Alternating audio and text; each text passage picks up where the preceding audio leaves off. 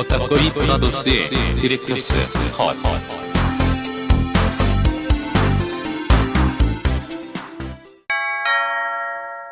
경고.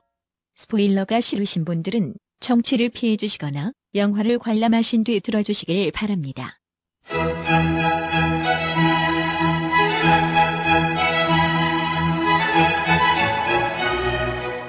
본 녹음은 코로나19 방역 지침을 준수하여 진행했음을 알려드립니다.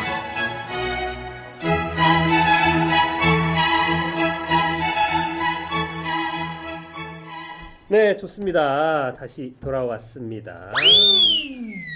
뭐죠 그건? 돌아왔습니다. 삐진 줄 알았어. 좀 삐졌네요. 네. 등치풍 혼자였어요. 등치는 산만한 사람이. 종이도 산만하고요. 좋습니다. 네. 예전에 소주 중에 산이 있었죠.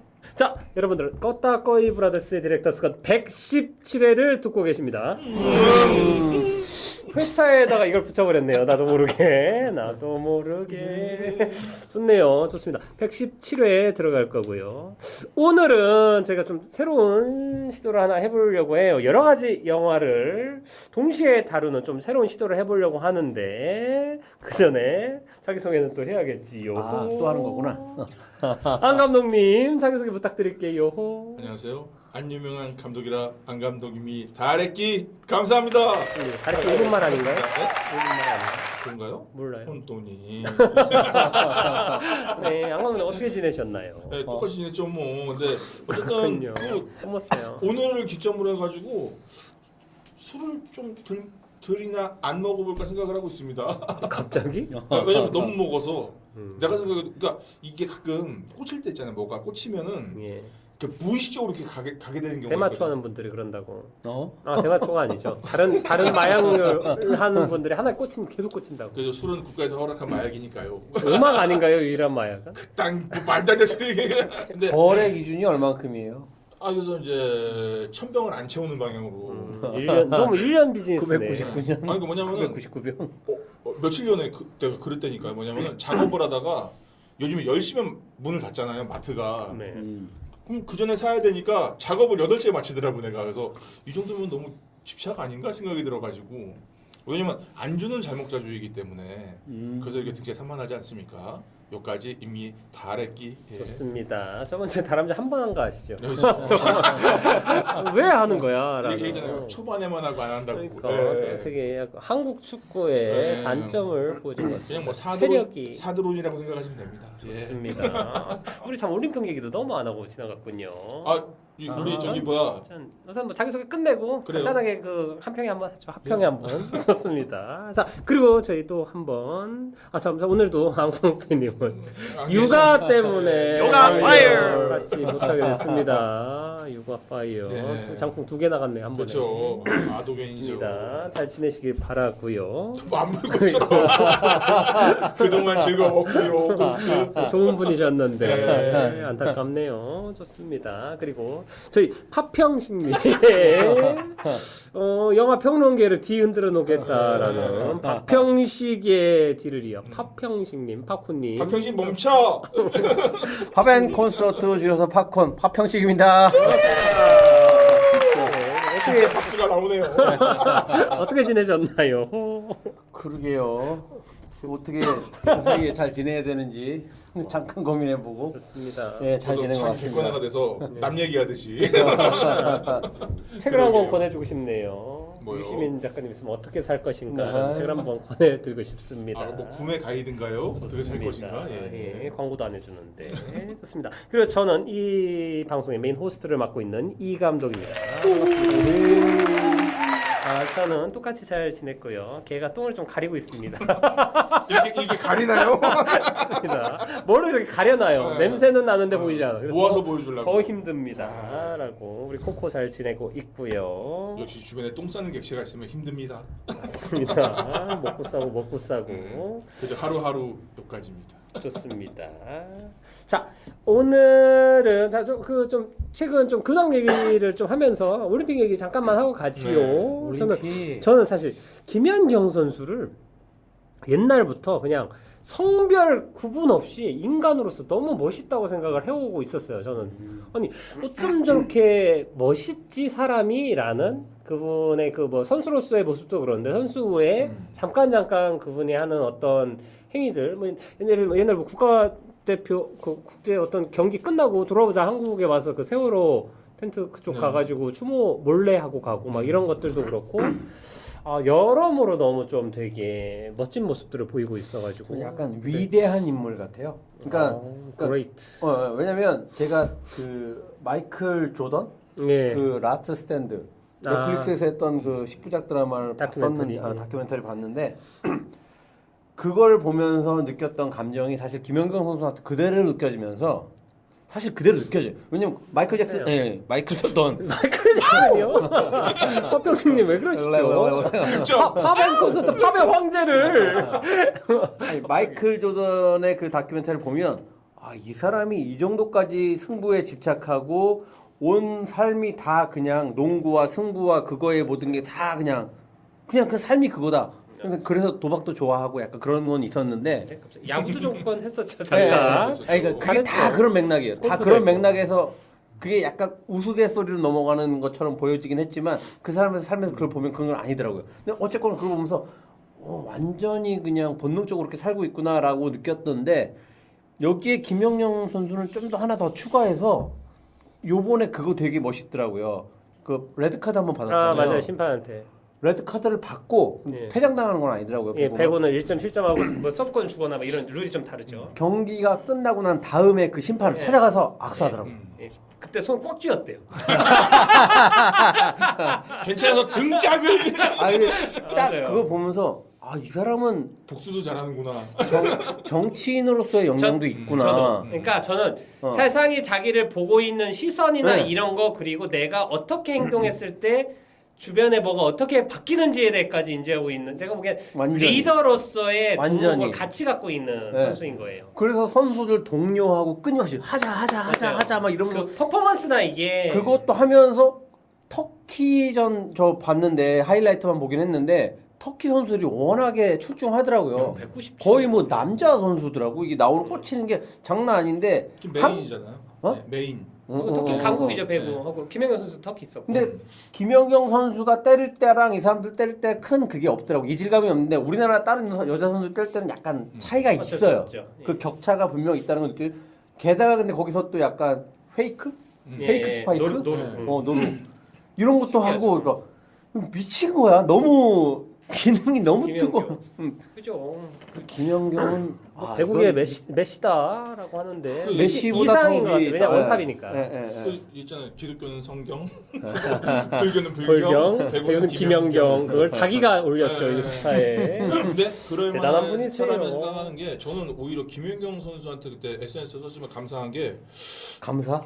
뭐냐면은 축구를 좋아하잖아요. 근데 메시가 있잖아. 메시가 있고 호날두가 있잖아. 근데 그 나라 사람들은 야 우리 메시 있어 이런 느낌을 메시 보유국. 근데 그런 느낌을 갖게 해주는 거예요. 야 배구는 김연경인데 한국 사람이야. 그러니까 이런 감정을 언제 가져볼 수 있을까라는 생각이 들더라고요. 왜냐면 김연아가 약간 그런 게 있었긴 했는데 김연아, 맞아요. 김연경 사실 그 박지성, 손흥민은 우리나라에서 프라이드지만 그쵸. 전 세계 원탑 개념까지 그거 애매한데 아니었는데 월클 정도는 되는데 레전드급 맞습니다. 되는 거는 유일해요. 근데 또 하나가 현역이잖아요. 살아있는 레전드거든요. 게다가 그걸 증명으로 보여주고 그리고 있고 우리가 그 경기를 라이브로 보고 있다는 게 중요한 그러니까 거예요. 이 이게 시대를 같이 사는 거니까. 2000년 월드컵을 직접 본 이 느낌과 완전 다른 개념인 거예요. 그러니까 한 인물이 이렇게 훌륭한 인물이 우리나라에도 있어라는 느낌이 되게 고맙더라고요. 내가 이런 감정 언제 가져보겠어요.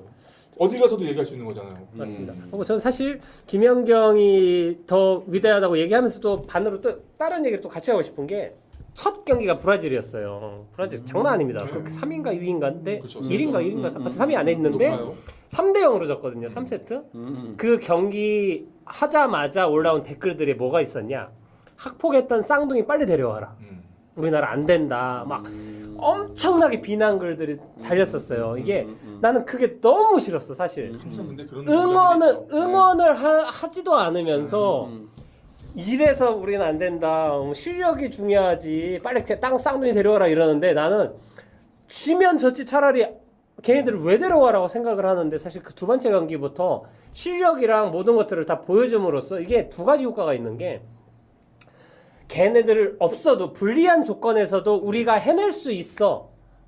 너희들 실력 우선주의 같은 거 타파해도 되라는 것까지도 다 보여주는 것 같은 그게 사실 여러 가지 실력이 효과까지. 아니다라는 거죠. 맞아요. 맞아. 그리고 실제 실력이 있어도 그게 없이 하는 정의로운 길을 택하는 게 맞고 그러면서도 그리고 이번에 배우분 계속 보시면 알겠지만 편파가 되게 많아요. 뭐 일본이잖아요. 그래도 그러니까 일본 심판 일본 너무 싫어하시죠. 아니 일본의 편파 판정은 너무 극렬하게 심해요. 일본 심판이 그러는 경우는 그래도 이해를 했어요. 근데 심지어 비디오 판독을 해서 우리가 이긴 건데 그냥 상대편 승으로 간 게 몇 개 있었는데 그런 게 매 경기마다 한두 개씩 있고 그게 제가 보기에도 신기한 게 이게 객관적으로라도 상대 팀은 없어요. 우리 팀한테만 이게 계속 주어지니까. 근데도 이겨. 사실 이렇게 되면은 사실 이러고 지면 그거 탓하고 해서 사실은 그건 중요한 의미가 없잖아요. 진 다음에. 그렇죠. 근데 그런 거에 대해서도 여유 있게 이겨버리니까. 브라질을 이전에 붙었었나 보네. 그러면 결승은 누구랑 만나는 거야? 지금 뭐 세르비아 브라질하고 또 만날 수도 있어요. 나오고, 예선에서부터는 첫 경기가 브라질이었는데 완패였었고. 진짜 그러면 금메달 딸 수도 있는데 보니까 분위기가. 근데 일단은 지금 김연경의 지금 목표가 금메달, 그러니까 메달. 네. 저는 왜냐면 딴 게 다 있는데 그게 없대요. 메달이. 동메달 정도 예상. 하고 그러니까 있습니다. 무조건 우선 4강 가기 메달은- 우선 기록이니까 우선은 그리고 대단한 거고. 기분 좋은 것 같아요. 그러니까 저도 괜찮아라는 느낌이 들 정도로 너무 열심히 맞습니다. 잘해주니까 저는 그러니까 이미 충분히 너무 네. 많이 올라와 있는. 고마운 거예요. 거니까. 근데 전 축구를 좋아하니까 짜증나는 게 다리 부러졌어요. 절박함이 제가 안 보여요. 그러니까 그래.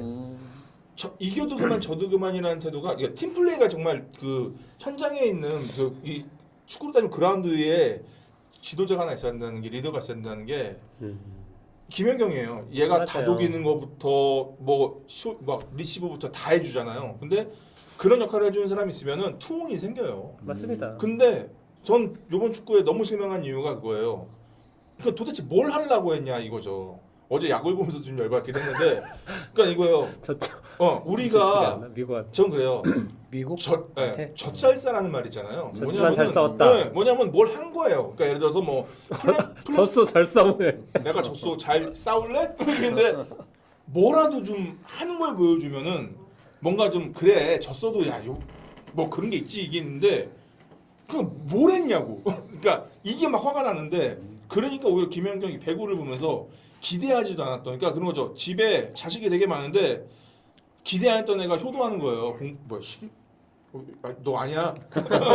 시리가 반응하네요. 근데 자기 효도한다고. 그런 게 아쉬운 거예요. 저는 그러니까 올림픽이라는 게 딱 4년 기다려가지고 스포츠 진짜, 정신이 네. 최선을 다 보여줄 거 다 보여주고. 그래야 되는데 누가 특히 야구 같은 경우에 저는 야구를 많이 안 좋아하는 것도 있지만 절박함이라고는 하나도 안 보이는 게 이미 쳐 발리는데 감독은 교체 타이밍 놓쳤지. 그 뒤에 갑자기 교체를 또 되게 많이 해. 뭐냐면 짬 처리하는 것 같은 거예요. 경험 시켜주려고. 근데 그때 이영표가 얘기했잖아요. 월드컵 얘기할 때 월드컵 무대는 증명하는 자리지 그러니까. 절대 그런 게 아니라고 하는데 뭔 소리야? 그러니까 이게 상대적으로 너무 막 짜증이 나는 거예요. 그러니까 오히려 배구를 보면서 속 시원하게 마음 편하게 져도 돼. 괜찮아. 근데 거기서 막 드라마가 나오잖아요. 그러니까 이런 걸 보는 게 사실 올림픽 아닌가라는 생각이 들긴 하더라고요. 맞습니다. 그래서 저는 축구와 야구에 되게 몹시 화가 나 있다. 맞습니다. 여기까지입니다. 맞습니다. 예. 아무튼 한일전은 정말 재밌었어요. 예. 와 그때 그러니까 제가 생각할 때 가장 이상적인 축구 그림이 그거였거든요. 우리가 그래도 멕시코를 잡고 올라가서 브라질은 이길 수 없으니까 3, 4위전에서 일본을 해서 동메달 따고 느낌으로. 1, 2등은 니네 알아서 하고 그래야 돼. 근데 그게 아니라 멕시코한테 개 털려가지고 맞습니다. 오히려 그러니까 인기 종목이나 그러니까 메인 스포츠보다 비인기 종목들이 이번 높이뛰기 하고 그 뭐 도마 그 체조도 그렇고 수영 뭐 이런 것들에서 오히려 펜싱 이런 것들에서 많이 하고 금메달이 아니어도 약간 요번 올림픽부터 약간 그 반응이 바뀐 것 같아요. 그래서 보고 많이 즐기는 바뀌었어요. 거. 뉴페이스와 새로운 종목에 대해 사람들이 즐기는 밈들이 많이 생긴 것 같아요. 그 시작은 물론 저는 이제 양궁에서부터 전 김재덕 선수한테 완전 반해가지고 워낙에 잘. 그래 화이팅! 그러니까 짜릿하더라고요. 재밌는 게 해설자들을 보면은 다른 스포츠는 거기서 일가를 이룬 사람들이 해설을 해요. 근데 양궁은 국대 떨어진 사람이 맞아요. 작년에 정권 선수가 와서 정혜진 선수가 그러니까 와가지고. 너무 이게 웃기는 걸 보면서 그리고 지네끼리 놀리잖아요. 난 그게 난 너무 보기 좋더라고요. 자기네끼리. 그 연습 과정 보셨어요? 야구 경기장에서 네. 막 함성 속에서 하는 연습이랑 강풍기 틀고 연습하는 거랑. MBC 유튜브에서 장혜진 그 해설이 그 훈련장을 가요. 그러면 거기서 되게 유쾌하게 놀려요. 에이 떨어져가지고. 근데 되게 보기 좋더라고요. 서로 기분이 나빠하지도 않아요. 근데 부끄러 자존심 상하는 일이 아니야. 본인들이 알잖아요. 예를 들면 그 이번에 안산 선수도 그러니까. JTBC 인터뷰한 거에서 이제 세계를 제패했는데 뭘 하고 싶으니까 그러니까 전국체전 우승을 하고 싶다고.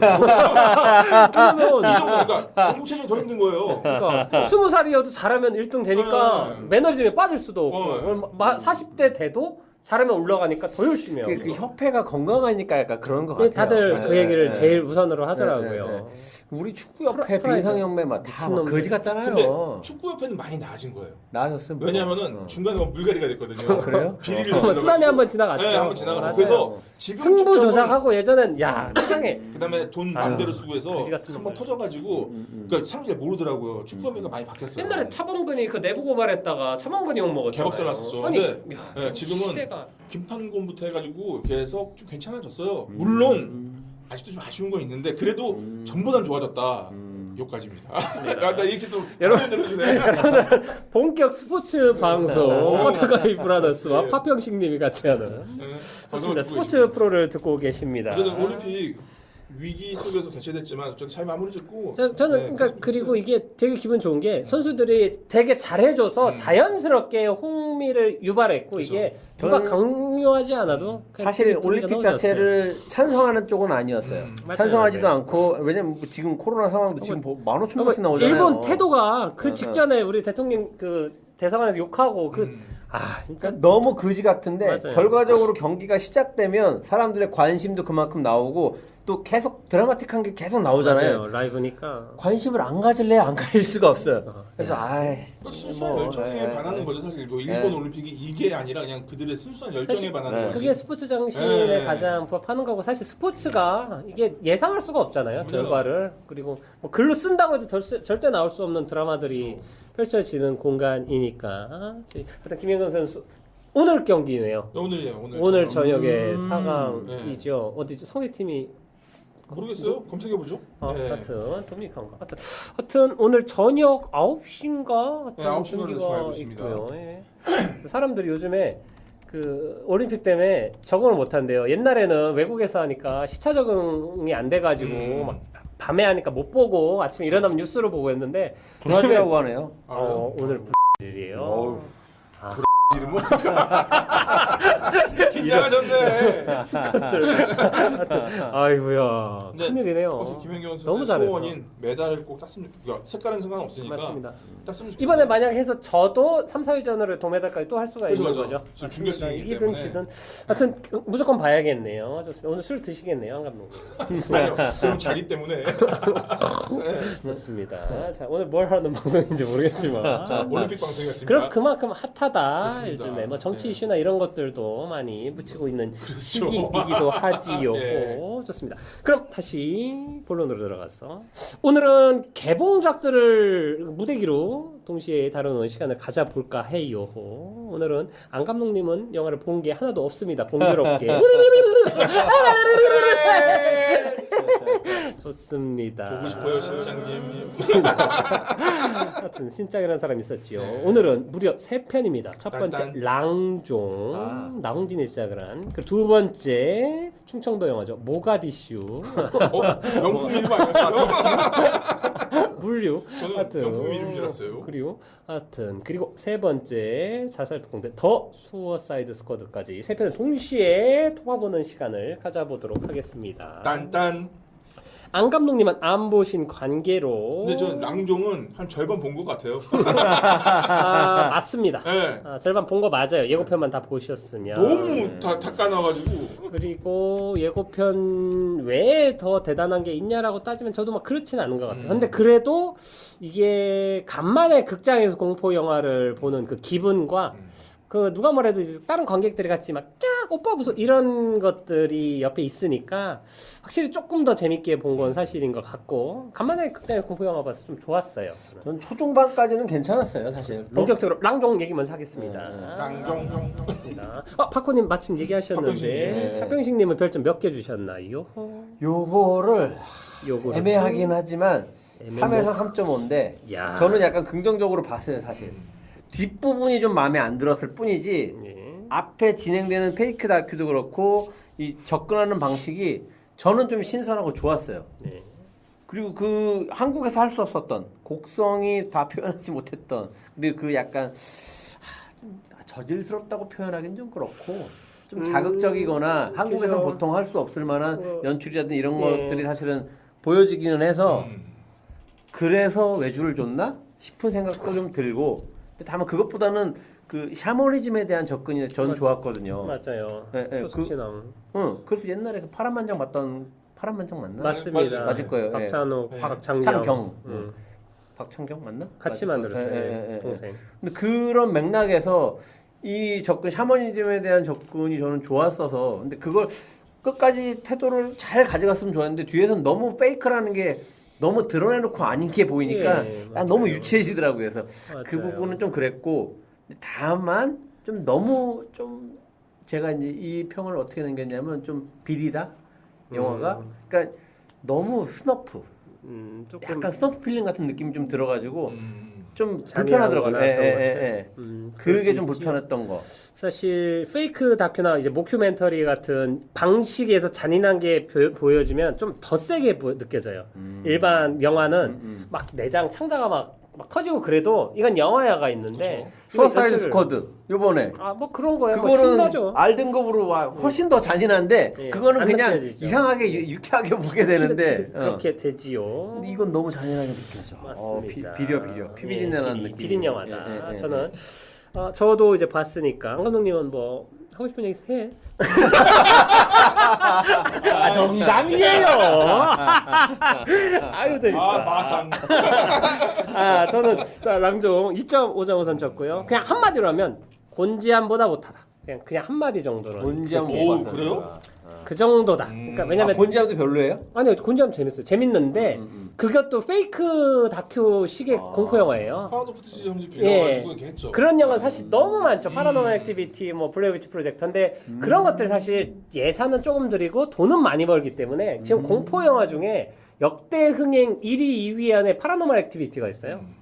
그 제작비 진짜 막 뭐 몇 억 들이지도 않았는데 벌어들인 수익은 어마어마하기 때문에 공포 영화들 만드는 사람들한테 항상 좀 되게 그 건드리고 싶은 욕망의 대상이고 그리고 근데 그만큼 너무 많이 지금 만들어졌기 때문에 이제 신선하지가 않아가지고 그렇죠. 섣불리하지 않는다. 근데 한국에서도 뭐 옛날에 막 목두기 막 이상한 영화들 많이 있었는데 곤지암은 그래도 제대로 좀 런칭을 해가지고 흥행까지도 성공하고 이슈도 됐었고. 영화도 잘 만들었다. 예, 영화 공포 영화로서 되게 연출이 세련되고 좋습니다. 그게 저는 사실 기본적으로 공포 영화를 좋아하지 않아요. 저는 혹시 컨저링은 보셨나요? 컨저링은 재밌게 봤어요. 예. 그러니까 제가 공포 영화라고 했을 때 딱 꺼내는 영화 두 개밖에 없는데 네, 엑소시스트. 맙터스. 옛날 그것도 비려. 맡아서 비려. 이래. 코에만 묻은 거 아니에요? 아감독님 좋아하시겠네요. 그거랑 이번 그 컨저링.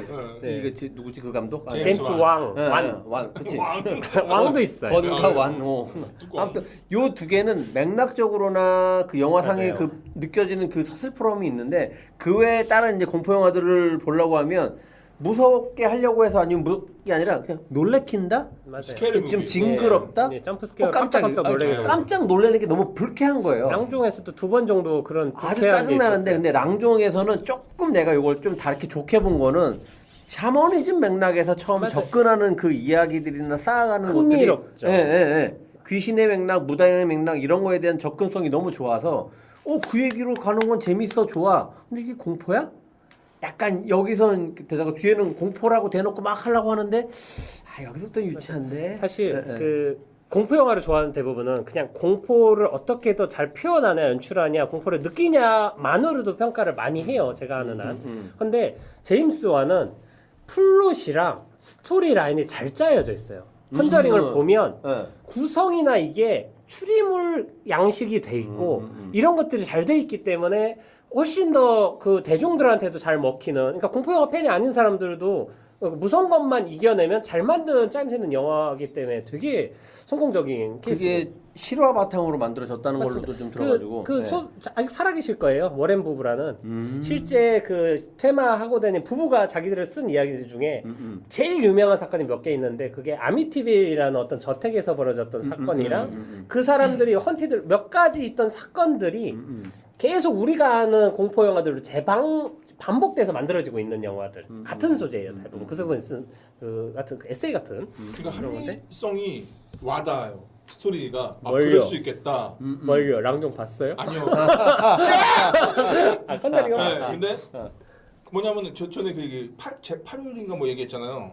보통 8일의 밤. 네, 뭐냐면 지만 막 달려가는 경우가 되게 많이 있어요. 공포 영화도 뭐냐면은 갑자기 뭐 이러면 놀랄 줄 알고 뭐 이러는데 아니 난 준비가 안 됐는데 지 혼자 뛰어가면 쫓아갈 수가 없잖아요. 갑자기 얘기가 그래서 야 무섭지? 무섭지?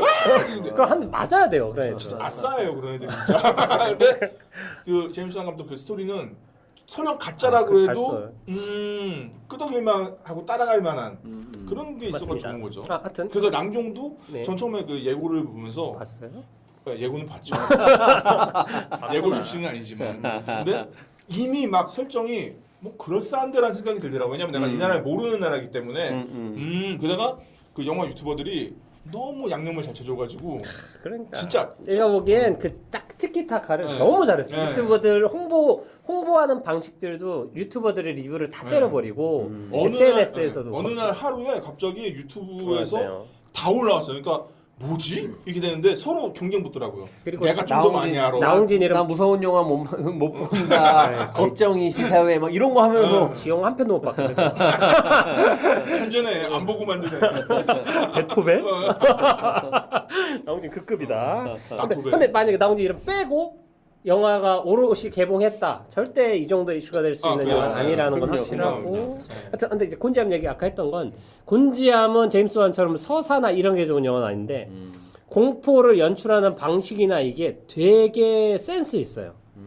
효과적이고. 곤지하면 계속 회자가 되더라고요. 그리고 나온 배우들도 다 처음 보는 얼굴들인데 저는 페이크 다큐 중에 되게 잘 만들었다. 네네. 우선 이 영화에 대해서 이제 감독부터 좀 얘기를 해보자면 반종 피산 다나쿤입니다. 이런 거 여기 힘들죠. 영화 제목은 랑종, 감독 이름은 반종. 그리고 안 감독님은 관종. 태국 감독 그 유명한 사람 있지 않습니까? 이름 어려운. 아피차퐁 위라세타쿤. 그러니까 이거 알면 되게 있어 보여. 3명이에요. 3명. 감독 이름을 정확하게 외워서 말을 하는 순간 저 사람 영화 좀 본다는 그러니까. 감독 이름 3명 있어. 나 안 헤어져 자꾸. 자, 그 꿀팁 공개합니다. 좋습니다. 엉클 분미랑 열대야 만든 열대야는 정말 좋은 영화예요. 못 봤어요. 그거 만든 아피차퐁 위라세타쿤 감독도 태국 사람이에요. 나 왜 이렇게 이게 외워야 돼요. 아피차퐁. 그리고 또 한 사람은 이제 바벨이랑 버드맨 같은 거 만든 알레한드로 곤잘레스 이냐리투. 이냐리투까지 가야지. 좋습니다. 이 정도. 전 직접 술을 마셨던 감독님이라 한국 내한에서 진짜. 직접 둘이 술을 마셨죠. 축하합니다. 축하합니다. 네.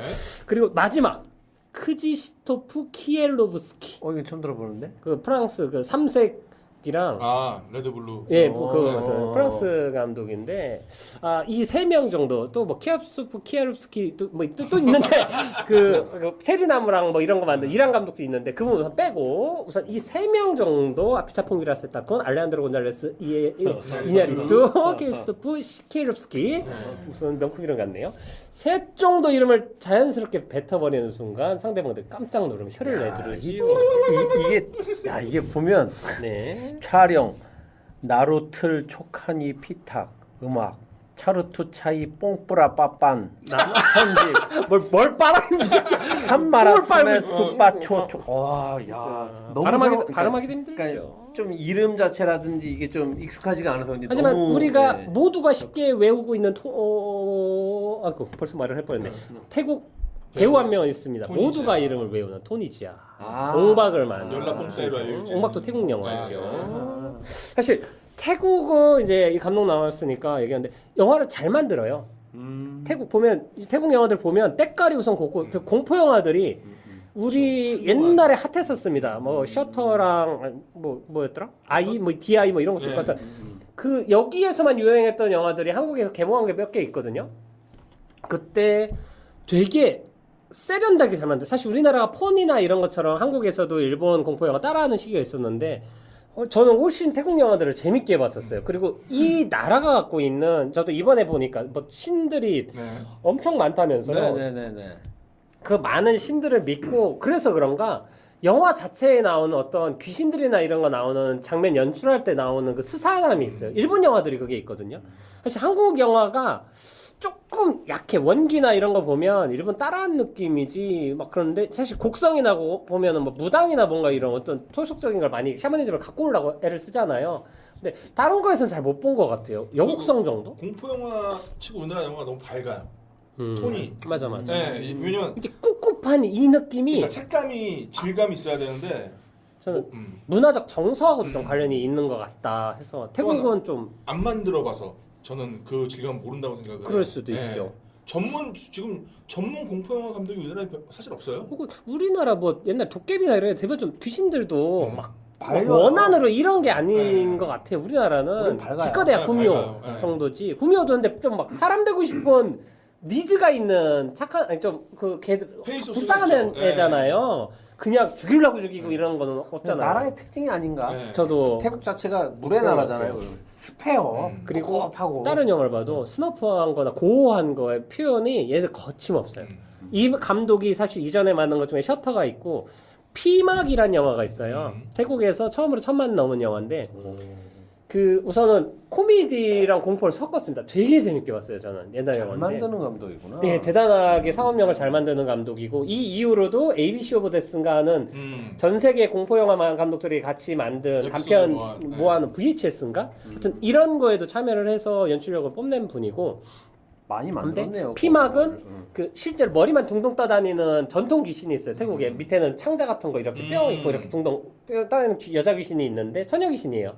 근데 그 시골 같은 데서 어떻게 올라온 청년 무리들 중에 남자 주인공이 그 귀신이 이제 자기가 귀신인지 모르는 상태에서 그 천녀 유혼처럼 걔랑 좋아하게 됐다가 걔가 귀신이란 걸 알면서 벌어지는 약간 이야기인데 너무 잘 만들었었어요. 그래가지고 그걸 보고도 좀 깜짝 놀랐던 뭐 옛날 기억이긴 하지만 그 정도로 핫한 그 나라의 김용화 감독 정도 된다? 제가 보기엔 이제 태국의 그 정도 수준이라고 저는 생각해요. 세네요. 친구와 함께 만든 네. 그런 양반이 정도. 나홍진한테 그렇게 천재 감독을 저 위에 두고서 뒤에서 눈이 바라보는 것 같은 느낌으로 어쩔 수 없이 아마 영화사적으로나 어떤 시대적으로도 그 한국 영화에 대한 아우라랑 권위가 있고 혹은 나홍진은 대단한 사람이 3편 만들었는데 3편이 다 칸에 출품이 된 뭐 월드 클래스 감독인 건 인정을 해야 되니까.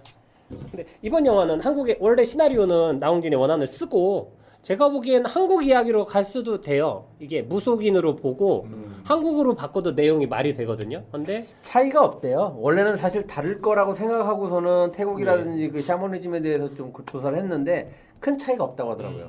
아시아권이라 그런가? 그럴 그런 것 수도 같아요. 있죠. 좀 맥락적으로 좀 하면 많이 다 인간관계나 유대관계 뭐 이런 것들 가족주의 뭐 이런 것들이 좀 겹쳐지니까 그런 그리고 것 같은데 과거에는 이런 콜라보 작업이 되게 많이 있었어요. 우리나라에서도 80년대에도 제가 기억하는 영화도 삼국 여한이라고 해서 한국, 일본, 중국이었나 태국이었나 해가지고 세 나라 여자의 감독이- 한 네, 그 설령가가 일본 거 아니었나? 환영 그 설녀가 아니라 그 일본 거에서 머리만 날아다니는 귀신이 머리로 칼싸움하는 장면이 있어요.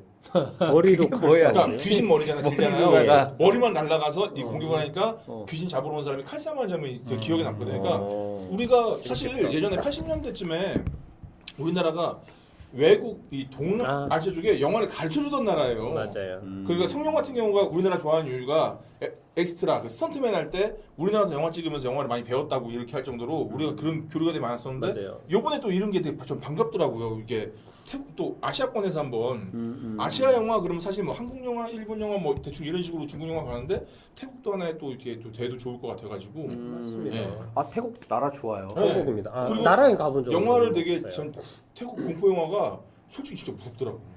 그러니까 우리나라의 한 약간 10년, 5년 정도 전 정도로 다 보면 되는데 그런데도 불구하고 저 한 2박 3일 갔다 왔거든요. 아, 이거 아는 척 하는 거죠 그냥. 좋네요. 부여하실 뻔했네. 아 그냥 밥도 맛있고 중요한 거는 사람이 되게 다양해요. 무슨 말이냐면 제가 네팔에 있을 때는 다양한 종류의 외국 사람들이 와서 콩글리시로 자기네들 말 하는 거 그런 맥락으로 얘기하지만 다양하다는 느낌보다는 그렇게 이제 목적은 여행 그 히말라야 올라가는 거니까 관광객들이니까, 태국은 존재 자체가 다양해요. 레이디 보이라고 해서 남자인데 이제 여자복이 있고 여장하거나 아니면 트랜스젠더가 있든지 아니면 하진 않고선 그 상태에 근데 그 정체성을 그대로 갖고 있는 인정하고 맞아요. 그대로 그 모습을 하고 있어요. 그럼 그게 이야 여긴 뭐야? 그 정체성이 다 그대로 인정되네. 아무도 그걸 또 신경 안 써. 그래서 태국 되게 신기한 나라인데. 그래서 그래서 그런 퀴어한 사람들이 많이 거기 간다고도 얘기를 하더라고요. 맞아요. 그래서 재밌었어요.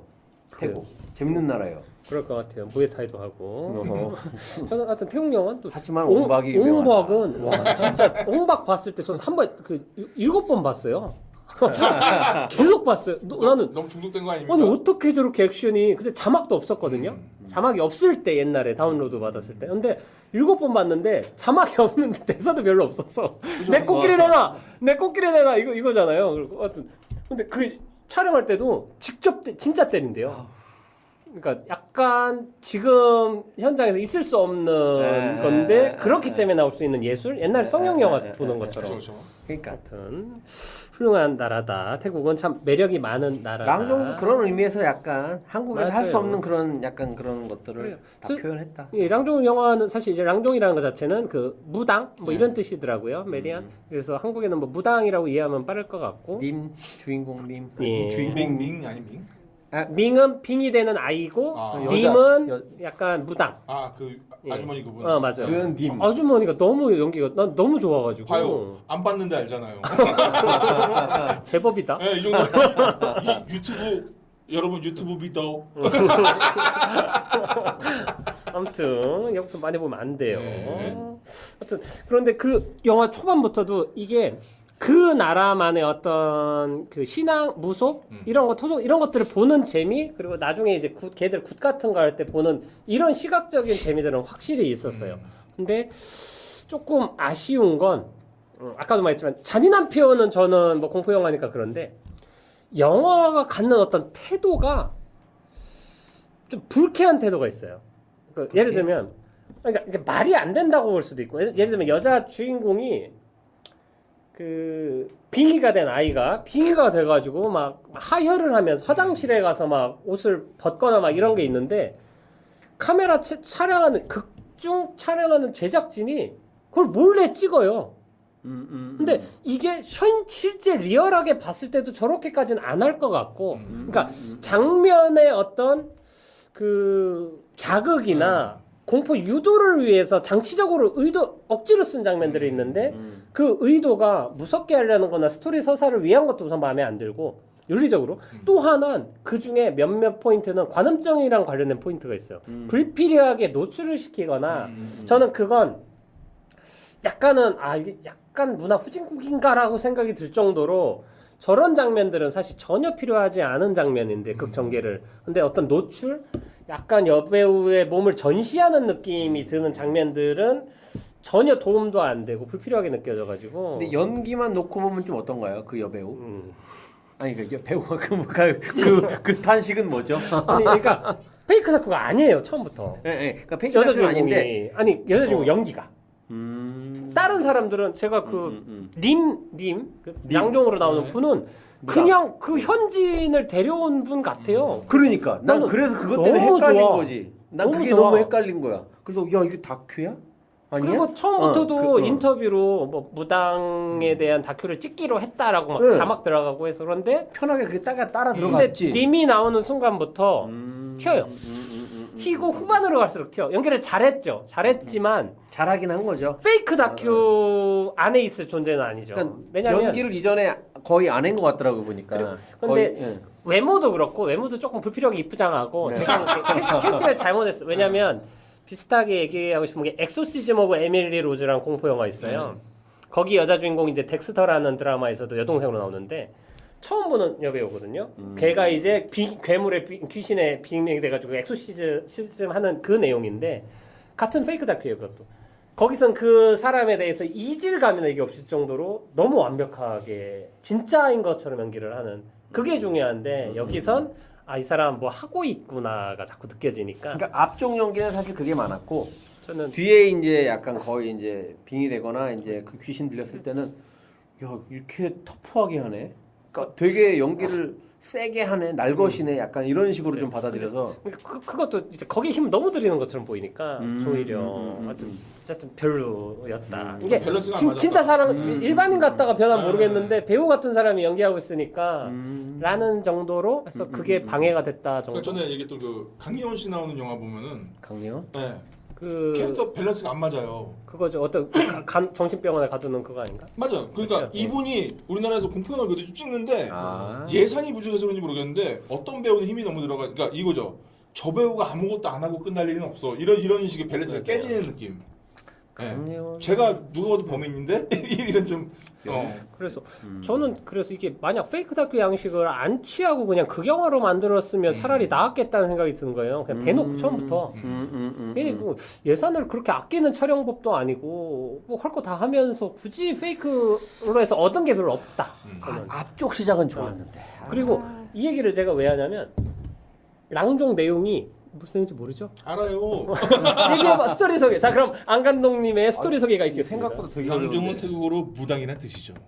그리고 랑동 역할을 맡는 닝이라는 분이 계시고 그분의 사촌 조카 딸인가? 닝 말고 님. 그러니까 님이 있고 닝길 말고. 그다음에 그 밍이라는 여자가 나오는데 네. 뒷부분에서 굉장히 야한 장면도 많이 나오고 뭐 이런다는 얘기도 들었고요. 어, 근데 되게 중요하다고 자꾸 그래가지고 잘못 본 거고. 거봐요.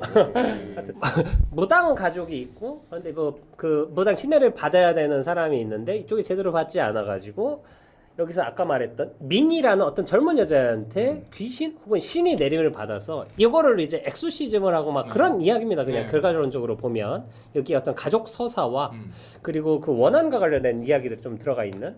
근데 요게 그러면서 이제 그 귀신의 정체도 밝혀야 되고 막 이런 스토리가 있는데 이게 컨저링이랑 구조가 똑같아요. 근데 조금 더 가족 안에 복잡한데 저는 이게 조금 헷갈려서 정리는 못했는데. 아니 우선 잠깐만 우선 좀 조금 더 얘기를 하면 어떤 푸는 방식은 이거 조금 다른데 큰 맥락 안에서는 가족 안에 누가 귀신이 빙의가 돼 있다 이거를 해결하기 위해 무당을 불러온다 하는데 귀신의 정체가 먼저 밝혀야 된다 했는데 나중에 그 우선은 그쪽은 좀 해피엔딩이지만 좀 배드엔딩인데 근데 같은 어떤 이야기를 함에 있어서 컨저링이나 이거는 대기의 서사나 완결 구도가 있고 깔끔하게 끝이 나는데 이 영화에서는 어떤 것들을 좀 미완으로 끝내는 느낌이랄까? 복잡하더라고요. 이 자체가 컨저링에선 그냥 빙의 됐다 정도인데 빙의가 됐다의 그 귀신의 여러 개예요. 이 밍이라는 여주인공한테 이입되는 그 귀신들이 되게 많아요. 그래서 중간에 여러 마리가 다른 들어오죠. 샤먼 그걸 무당 그러니까 좀 약간 돌팔이 무당한테 가가지고 이제 이거를 신내를 하는데 받았는데. 그게 신내를 할 때 다른 또 귀신이 또 들어오고 또 어디 딴 데서 있다 보니까 거기서 또 여러 귀신들이 한꺼번에 들어와서 얘가 되게 복잡한 존재가 되는 거거든요. 그 밍이라는 그 여배우가 빙의된 그 여배우의 그 저기가 존재가 그러니까.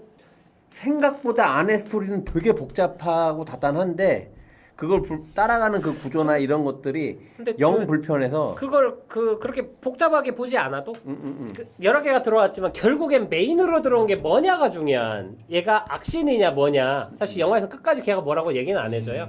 근데 사실 그 컨저링 2가 그 내용이 되거든요.